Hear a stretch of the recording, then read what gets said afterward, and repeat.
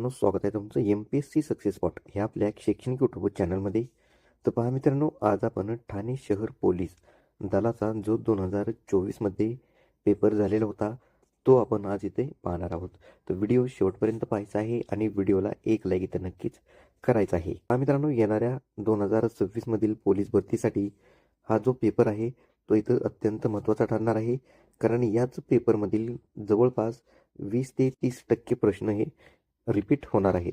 त्याच्यामुळे आपल्या चॅनलवरती आपण प्रत्येक जिल्ह्याचा 2024मध्ये झालेला पेपर स्वीकरणासह घेत आहोत.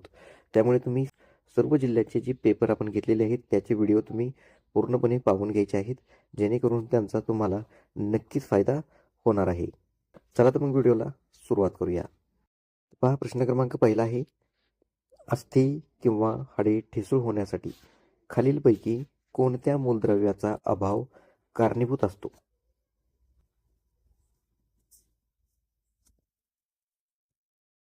पहा, उत्तर येत असेल तर उत्तर 3 ते 4 सेकंदामध्ये कमेंट करून सांगण्याचा नक्कीच प्रयत्न करायचा आहे, जेणेकरून व्हिडिओच्या माध्यमातून म्हणजेच या व्हिडिओच्या सोबतच तुमचा अभ्याससुद्धा होऊन जाणार आहे आणि तुमचा हा प्रश्न कधीही चुकणार नाही. तर पहा, याचं योग्य उत्तर आहे पर्याय क्रमांक 2, फॉस्फरस.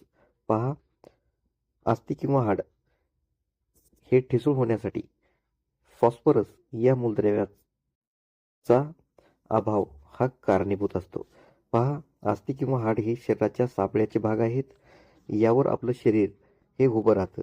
पहा, फॉस्फरसच्या अभावामुळे आपले हाडं ठिसूळ होऊन मोडते, यास अस्थिभंग असं सुद्धा म्हटलं जातं. पहा, तर पर्याय क्रमांक 2 फॉस्फरस हे आपलं इथं योग्य उत्तर असणार आहे. पहा, पुढचा प्रश्न, मानवी मेंदूचा सर्वात मोठा भाग डॅश डॅश आहे किंवा असतो?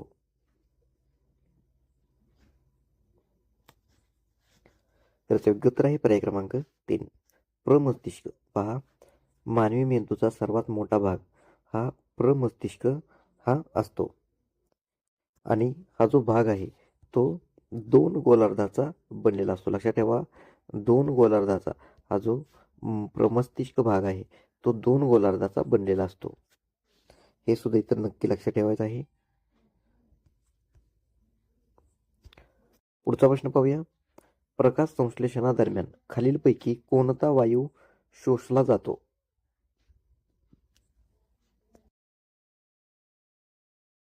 त्याचं उत्तर आहे पर्याय क्रमांक 2, कार्बन डायऑक्साईड. पहा, लक्षात ठेवा, प्रकाश संश्लेषणादरम्यान कार्बन डायऑक्साईड हा वायू शोषला जातो. कार्बन डायऑक्साईड हे ऑक्सिजन आणि ग्लुकोज तयार करण्यासाठी वापरतात, हे सुद्धा लक्षात ठेवा. पुढचा प्रश्न, पृथ्वीवर जीवित असलेला सर्वात विशाल सस्तन प्राणी कोणता?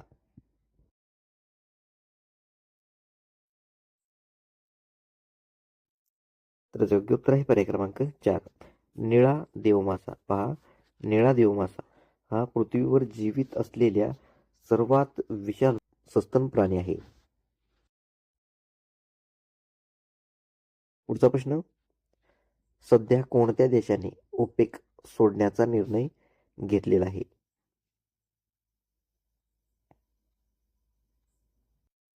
तर योग्य उत्तर आहे पर्याय क्रमांक 1, अंगोला. पहा, लक्षात ठेवा, अंगोला या देशाने ओपेक सोडण्याचा निर्णय घेतलेला आहे. तर पहा, आता सर्वांना प्रश्न पडलेला असेल की ओपेक म्हणजे नक्की काय आहे? तर ओपेक हा जगातील पेट्रोलियम, पहा, पेट्रोलियम उत्पादने निर्यात करणाऱ्या देशांचा एक उत्पादक संघ आहे. त्याला ओपेक असं नाव दिलेलं आहे आणि ओपेकचे जे मुख्यालय आहे ते व्हिएन्ना या ठिकाणी आहे. ओपेकचं मुख्यालय कुठं आहे? तर ते व्हिएन्ना या ठिकाणी आहे.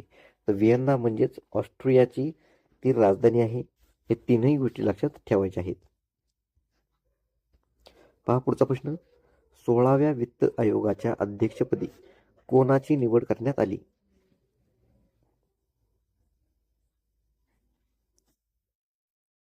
याचं उत्तर आहे पर्याय क्रमांक 3, अरविंद पनगाडिया. पहा, अरविंद पनगाडिया यांची 16व्या वित्त आयोगाच्या अध्यक्षपदी निवड करण्यात आलेली आहे. पहा, अरविंद पनगाडिया असं त्यांचं नाव आहे आणि ते नीती आयोगाचे माजी अध्यक्ष सुद्धा होते.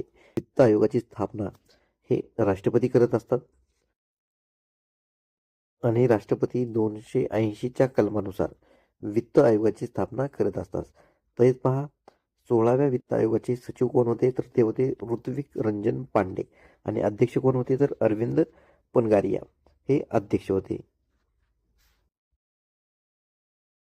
पहा पुढचा प्रश्न, नजीकच्या काळात महर्षी वाल्मिकी आंतरराष्ट्रीय विमानतळाचे उद्घाटन कोणत्या शहरात झाले?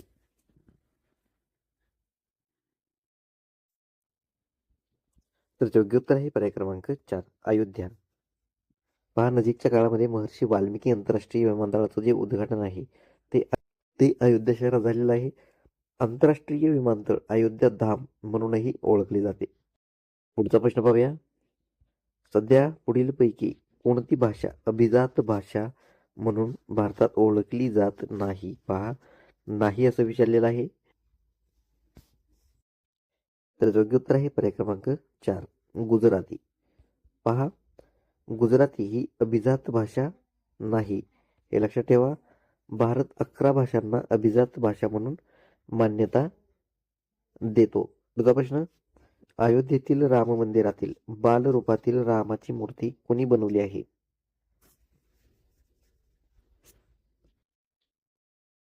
तर योग्य उत्तर आहे पर्याय क्रमांक 3, अरुण योगीराज. पुढचा प्रश्न, विम्बल्डन 2024 पुरुष एकेरी स्पर्धेतील विजेता खेळाडू कोण आहे? तर योग्य उत्तर आहे पर्याय क्रमांक 3, कार्लोस अल्कराज.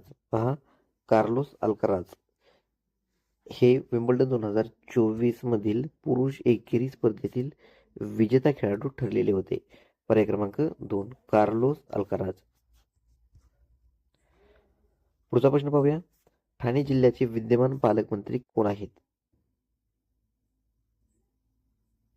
तर योग्य उत्तर आहे पर्याय क्रमांक 2, शंभूराज देसाई. पहा, ठाणे जिल्ह्याचे विद्यमान पालकमंत्री कोण आहेत, तर ते आहेत शंभूराज देसाई. करंट अफेअरचा प्रश्न आहे, लक्षात ठेवा.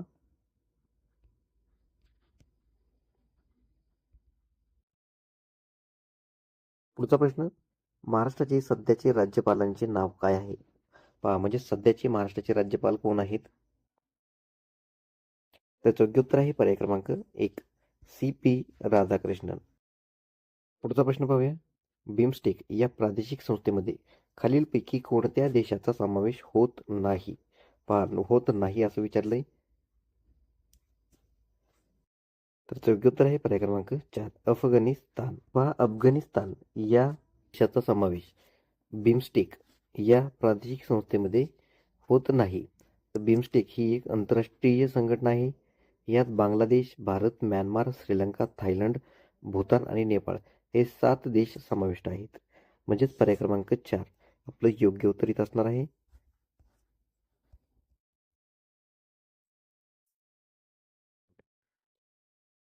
तर पुढचा प्रश्न पाहूया. लक्षद्वीपमध्ये शाखा सुरू करणारी खाजगी क्षेत्रातील पहिली बँक कोणती ठरली आहे? तर योग्य उत्तर आहे पर्याय क्रमांक 4, HDFC बँक. पहा, HDFC बँकेनं भारताच्या लक्षद्वीपमध्ये पहिली शाखा उघडलेली आहे. म्हणजेच लक्षद्वीप ही जी बँक आहे ती तिथे पहिली शाखा ठरलेली आहे.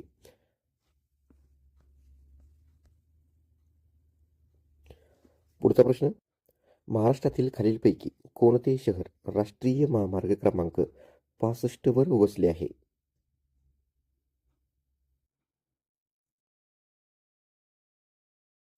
तर पहा, याचं योग्य उत्तर आहे पर्याय क्रमांक 3, सोलापूर शहर.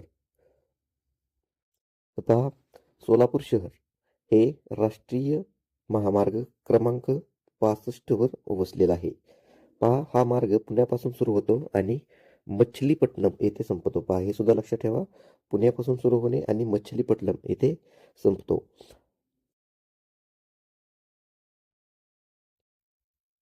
पुढचा प्रश्न, मुंबई विद्यापीठाची स्थापना कोणत्या साली झाली होती?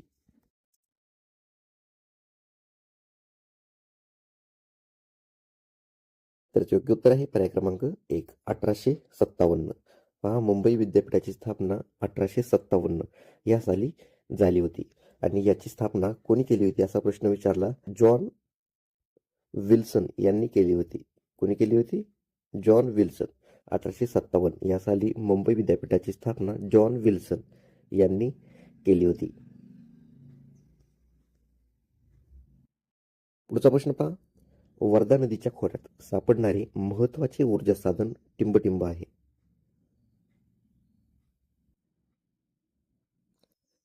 तर योग्य उत्तर आहे पर्याय क्रमांक 2 दगडी कोळसा.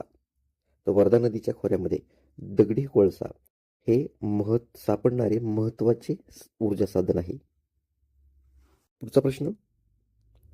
महाराष्ट्रात वनाखाली सर्वात जास्त क्षेत्र कोणत्या जिल्ह्यात आहे? तर पहा, हे उत्तर सर्वांना माहीत असेलच. याचं उत्तर आहे पर्याय क्रमांक 1 गडचिरोली. पहा, महाराष्ट्रात वनाखाली असणारे सर्वात जास्त क्षेत्र कोणत्या जिल्ह्यात आहे? तर ते गडचिरोली या जिल्ह्यामध्ये आहे.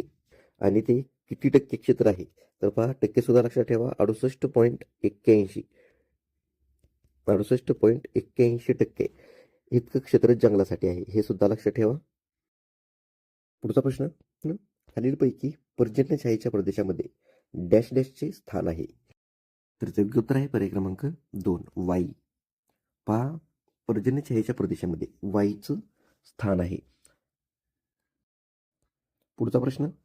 Aravalli, Himalaya, Alps, Rocky, Andes हे खालीलपैकी कोणत्या एका पर्वताचे पर्वत आहेत?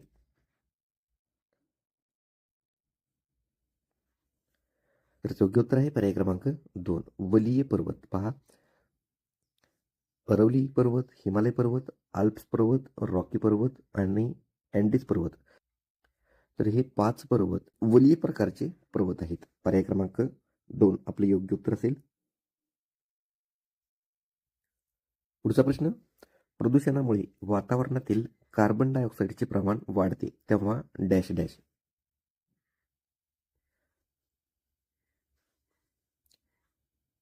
तर उत्तर आहे पर्याय क्रमांक 2 तापमान वाढते. पहा, प्रदूषणामुळे वातावरणातील कार्बन डायऑक्साईडचे प्रमाण वाढते तेव्हा तापमान सुद्धा वाढते. म्हणजेच पर्याय क्रमांक 2 इथे आपले योग्य उत्तर असणार आहे. पुढचा प्रश्न. एजोवाल ही राजधानी कोणत्या राज्याची आहे?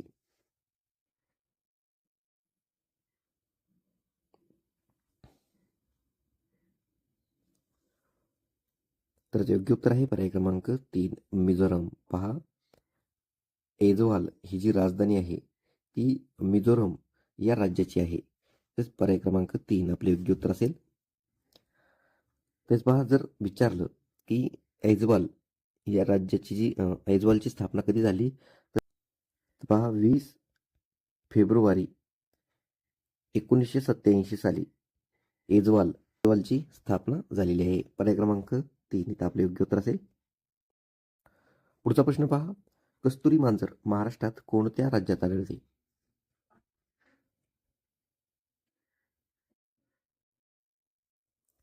तर योग्य उत्तर आहे पर्याय क्रमांक 1 रायगड.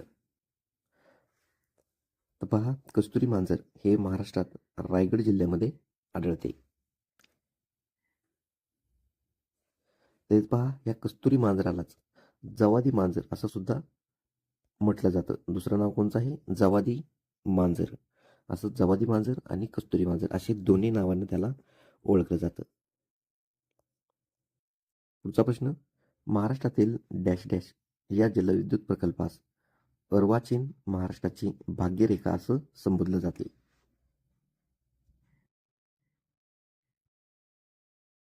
तर योग्य उत्तर आहे पर्याय क्रमांक 1 कोयना. पहा, महाराष्ट्रातील कोयना या जलविद्युत प्रकल्पास अर्वाचीन महाराष्ट्राची भाग्यरेखा असं संबोधलं जातं. कोयना जलविद्युत प्रकल्प महाराष्ट्राची भाग्यरेखा म्हणून ओळखला जातो आणि हा प्रकल्प कोणत्या जिल्ह्यात येतो? तर हा सातारा जिल्ह्यामध्ये येतो, हे सुद्धा लक्षात ठेवा. तसेच पहा, हा भारतातील सर्वात मोठा जलविद्युत प्रकल्प आहे. कोणता? जे कोयना. पहा, म्हणजे त्याच्यावर 3 प्रकारचे प्रश्न विचारले जाऊ शकतात की महाराष्ट्रातील सर्वात मोठा जलविद्युत प्रकल्प कोणता? तर तो कोयनाच असणार आहे. आणि जिल्ह्यात येतो तर तो सातारा जिल्ह्यामध्ये येतो, हे सुद्धा लक्षात ठेवायचं आहे.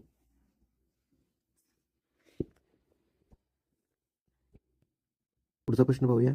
महात्मा ज्योतिबा फुले यांनी विधवा पुनर्विवाह कोणत्या वर्षी घडवून आणला?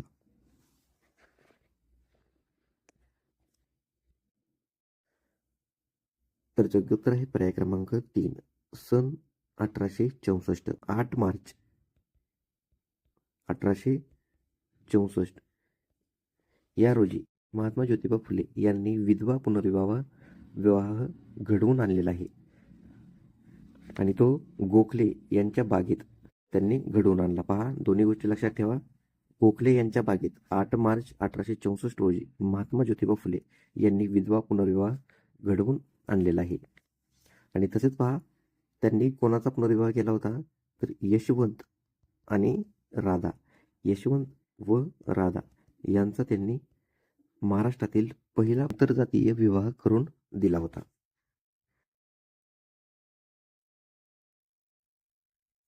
पुढचा प्रश्न, कर्जन वायलीचा खून कोणी केला?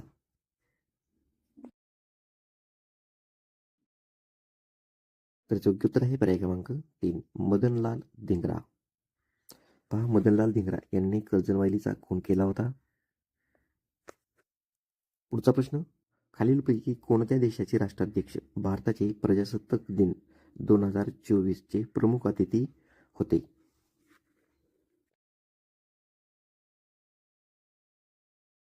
उत्तर आहे पर्याय क्रमांक 3, फ्रान्स.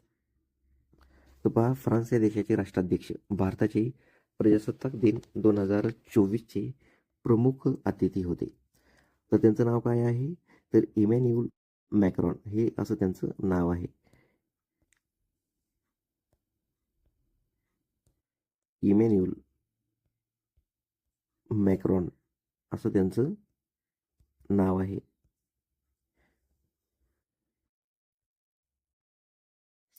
आणि पहा, आता जर विचारलं 2025 चे प्रमुख पाहुणे म्हणून कोण उपस्थित राहणार आहेत, तर ते आहेत प्रबोवो सुबियांतो, जे की इंडोनेशियाचे आहेत. पहा, दोन्ही लक्षात ठेवा. 2024 साली इमॅन्युअल मॅक्रॉन भारताचे प्रजासत्ताक दिनाचे 2024 चे प्रमुख अतिथी होते आणि 2025 चे प्रमुख पाहुणे म्हणून प्रबोवो सुबियांतो, जे इंडोनेशियाचे आहेत, ते 2025च्या प्रजासत्ताक दिनाचे प्रमुख अतिथी म्हणून उपस्थित राहणार आहेत. पहा, हे 2025चे लक्षात ठेवा, कारण 2024चे आपल्याला विचारण्यात आलेले आहेत. 2025चे नक्कीच आपल्याला ह्या 2026 मध्ये पोलीस भरतीच्या पेपरमध्ये विचारले जाऊ शकतात. पुढचा प्रश्न, खालीलपैकी कोणता कर केंद्र शासनाकडून योजला जातो, वसूल केला जातो, पण त्याच्या उत्पन्नातील वाटा राज्यांनाही दिला जातो?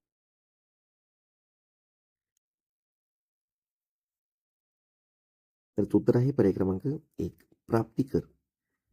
तर पहा, प्राप्ती कर केंद्र शासनाकडून आकारला जात असतो, हे लक्षात ठेवा. तसेच पहा, केंद्र शासनाकडून योजला जातो आणि वसूल केला जातो, पण त्याचा उत्पन्नातील वाटा राज्यांनाही दिला जातो. म्हणजेच पर्याय क्रमांक 1 हा आपलं इथं योग्य उत्तर असणार आहे. पुढचा प्रश्न, भारतात हरित क्रांतीची सुरुवात डॅश डॅश ह्या साली झाली? तर उत्तर आहे पर्याय क्रमांक 3, 1965. पहा, भारतामध्ये 1965 या साली हरित क्रांतीची सुरुवात झाली होती. पहा मित्रांनो, हाच प्रश्न 25 मध्ये MPSC ग्रुप बी ला सुद्धा आलेला आहे. तर पहा, भारतात हरित क्रांतीची सुरुवात 1965 ला झाली. तर हरित क्रांतीचे जनक म्हणून MS स्वामीनाथन यांना हरित क्रांतीचे जनक म्हटले जाते, हे सुद्धा लक्षात ठेवा. MS स्वामीनाथन. पुढचा प्रश्न, दुसऱ्या योजनेच्या काळात भिलाई येथे उभारलेल्या पोलाद निर्मिती प्रकल्पास खालीलपैकी कोणत्या देशाचे साहाय्य लाभले होते?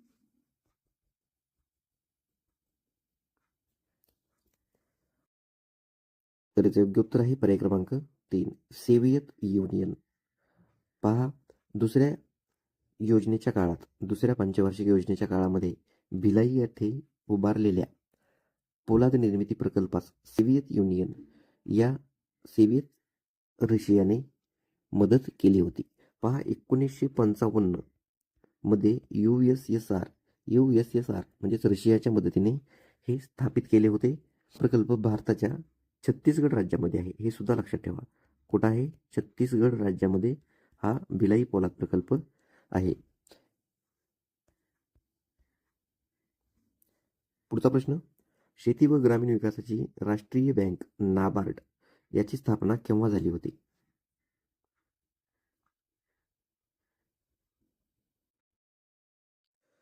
तर योग्य उत्तर आहे पर्याय क्रमांक 4, 12 जुलै 1982. 12 जुलै 1982 रोजी नाबार्डची स्थापना झाली होती. नाबार्डची संपूर्ण मालकी ही भारत सरकारची आहे. नाबार्डचं मुख्यालय कुठं आहे? तर ते मुंबई या ठिकाणी आहे नाबार्डचं मुख्यालय, हे सुद्धा लक्षात ठेवा.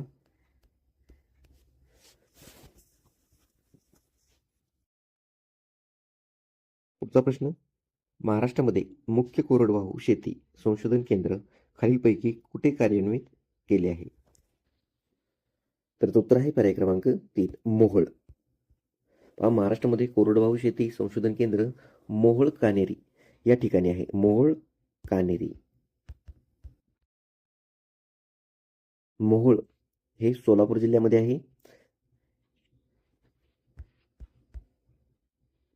पुढचा प्रश्न, महाराष्ट्र औद्योगिक विकास महामंडळाचे म्हणजेच MIDC याचे मुख्यालय कुठे आहे?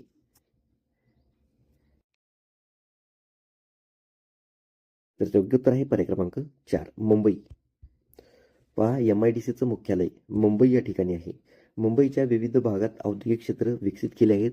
MIDC हा महाराष्ट्रातील मुंबईच्या उत्तर उपनगरात सर्वात मोठा औद्योगिक क्षेत्र आहे. पुढचा प्रश्न, पंचायत राज स्वीकारणारे देशातील पहिले राज्य कोणते?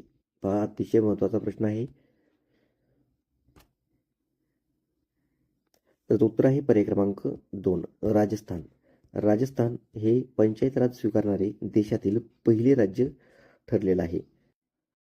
आणि राजस्थान नंतरनं आंध्र प्रदेश हे दुसऱ्या क्रमांकाचं राज्य आहे ज्याने पंचायत राज स्वीकारलेले आहे. पुढचा प्रश्न, पंचायत समितीचा प्रशासकीय प्रमुख कोण असतो?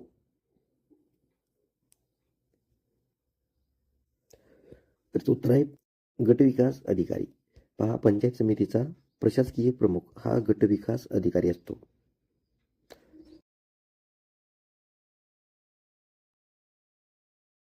पुढचा प्रश्न, महाराष्ट्राचे महसुली वर्ष खालीलपैकी कोणत्या दिवशी सुरू होते? पहा, महसुली वर्ष विचारलेला आहे. हा प्रश्न जवळजवळ मागच्या तलाठी भरतीला सुद्धा विचारलेला होता. नगर परिषदेच्या परीक्षेला सुद्धा विचारण्यात आलेला होता. तर उत्तर आहे पर्याय क्रमांक 2, 1 ऑगस्ट. पहा, महाराष्ट्राचं महसुली वर्ष 1 ऑगस्ट या दिवशी सुरू होते आणि या कालावधीच्या शेवटी वर्षभरातील महसूल आकारणे व वसूल घेण्याचे काम महसूल यंत्रणा करते. म्हणून 1 ऑगस्ट हा दिवस महसूल दिन म्हणून साजरा केला जातो. क्रमांक 2 इथे योग्य उत्तर असेल. पुढचा प्रश्न, राज्यातील विधानसभाकडून राज्यसभेवर पाठवायचे सदस्य निवडताना कोणत्या प्रकारच्या मतदान पद्धतीचा अवलंब केला जातो? तर उत्तर आहे पर्याय क्रमांक 2, खुले मतदान. पहा, राज्यातील विधानसभाकडून राज्यसभेवर पाठवायचे सदस्य निवडताना खुल्या मतदान पद्धतीचा अवलंब करतात. पुढचा प्रश्न, एखाद्या राज्यात राज्यपालांचा आकस्मिक मृत्यू ओढवल्यास खालीलपैकी कोणास प्रभारी राज्यपाल म्हणून काम पाहावे लागेल?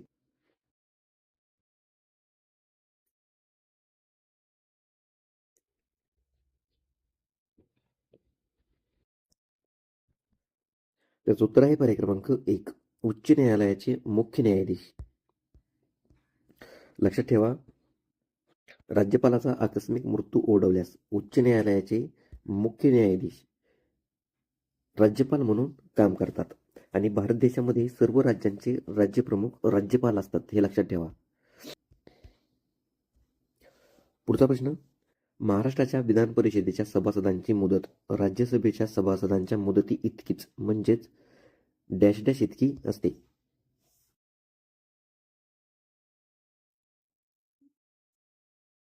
तर उत्तर आहे पर्याय क्रमांक 2, 6 वर्ष. लक्षात ठेवा, विधान परिषदेच्या सभासदांची मुदत ही 6 वर्षाची असते. विधान परिषदेच्या सभासदांची मुदत राज्यसभे इतकीच असते. आणि विधान परिषद हे स्थायी सभागृह आहे, हे सुद्धा लक्षात ठेवा. पुढचा प्रश्न, व्यसन घालणे या वाक्प्रचाराचा अर्थ काय? तर उत्तर आहे पर्याय क्रमांक 3, मर्यादा घालणे. पहा पुढचा प्रश्न, राजाची स्तुती करणारा या शब्दसमूहासाठी पुढीलपैकी योग्य शब्द निवडा. तर पहा, राजाची स्तुती करणारा कोण असतो? तो पर्याय क्रमांक 1, तो भाट असतो. म्हणजे भाट आपलं योग्य उत्तर असणार आहे. पुढचा प्रश्न, नैसर्गिक या शब्दाचा उलट अर्थाचा शब्द निवडा. पहा, नैसर्गिक या शब्दाचा उलट अर्थाचा म्हणजे विरुद्धार्थी शब्द आपल्याला ओळखायचा आहे. तर उत्तर आहे पर्याय क्रमांक 3, कृत्रिम. पहा, नैसर्गिक म्हणजेच याचा विरुद्धार्थी शब्द असणार आहे कृत्रिम. पर्याय क्रमांक 3 आपले योग्य उत्तर असेल. पुढचा प्रश्न, खालीलपैकी कोणत्या विभक्तीचे प्रत्यय सारखेच आहे?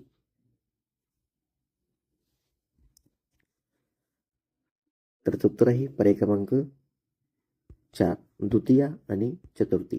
पहा, द्वितीया व चतुर्थी या विभक्तीचं प्रत्यय हे सारखेच आहे. पुढचा प्रश्न, अनेक वचनी शब्द ओळखा. तर खाली 4 पर्यायामध्ये शब्द दिलेले आहेत, तर त्यापैकी अनेक वचनी असलेला शब्द ओळखायचा आहे. त्याचं उत्तर आहे पर्याय क्रमांक 2, शाळा. तर हा जो शब्द आहे तो अनेक वचनी मध्ये सुद्धा मोडतो आणि एक वचनी मध्ये सुद्धा मोडतो. पुढचा प्रश्न, देशी शब्द ओळखा. पहा, देशी शब्द ओळखायचा आहे. तर उत्तर आहे पर्याय क्रमांक 1, रेडा. पहा, रेडा हा देशी शब्द आहे. तर पुढचा आणि शेवटचा प्रश्न, शुद्ध शब्द ओळखा. तर पहा, खाली निलिमा शब्द दिलेला आहे. तर तो निलिमा जो शब्द दिलेला आहे तो त्यापैकी शुद्ध शब्द कोणता आहे तो आपल्याला इथं ओळखायचा आहे. तर पाहायचं उत्तर आहे पर्याय क्रमांक 4. तर हा जो निलिमा शब्द लिहिलेला आहे तो इथं योग्य असणार आहे, शुद्ध असणार आहे. तर पर्याय क्रमांक 4 आपल्या इथे योग्य उत्तर असणार आहे. तर पहा, ठाणे शहर पोलीस दलाचा 2024 रोजी झालेला हा पेपर आपण इथे पाहत आहोत. तर पहा, त्याचे राहिलेले पुढील प्रश्न आपण पुढील भागामध्ये घेणार आहोत. तर व्हिडिओ कसा वाटला हे नक्कीच कमेंट बॉक्समध्ये कमेंट करून सांगायचं आहे आणि व्हिडिओला एक लाईक इथं नक्कीच करायचं आहे. तर चला भेटूया पुढील व्हिडिओमध्ये. धन्यवाद.